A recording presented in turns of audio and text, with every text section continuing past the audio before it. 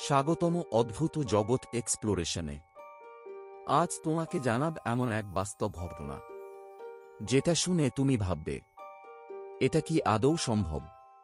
একজন মানুষ হারিয়ে গেলেন আর ফিরলেন এমন এক জায়গা থেকে যেটা আমাদের পৃথিবীর টাইমলাইনের সঙ্গেই মেলে না। 1954 সাল, জাপানের টোকিও আন্তর্জাতিক বিমানবন্দর। একজন ভদ্রলোক নামলেন বিমানে করে।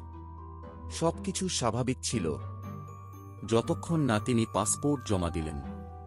পাসপোর্টই ছিল একটি দেশের, যে দেশ পৃথিবীর মানচিত্রে নেই। দেশটির নাম তাওরেড।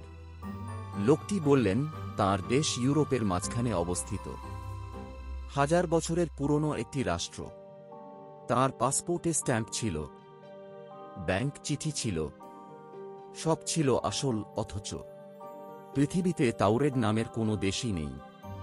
তাকে একটি হোটেলে নিরাপত্তা রক্ষীদের পাহারায় রাখা হল।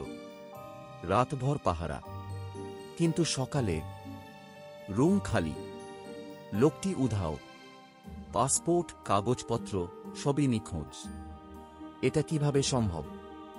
এটা কি টাইম ট্রাভেল, নাকি তিনি এসেছিলেন একটা প্যারালাল ইউনিভার্স থেকে? এই ঘটনাটির নাম আজ ইতিহাসে পরিচিত, the man from third mystery নামে। এটি একটি ডকুমেন্টেড বাস্তব রহস্য যেটা আজও অমীমাংসিত। তুমি কি মনে করো সত্যিই মানুষ অন্য টাইমলাইন থেকে আসতে পারে? কমেন্টে জানাও তোমার মতামত। ভিডিওটা ভালো লাগলে লাইক দিও, আর এমন আরও বাস্তব রহস্য পেতে সাবস্ক্রাইব করে রাখো অদ্ভুত জগৎ এক্সপ্লোরেশনে।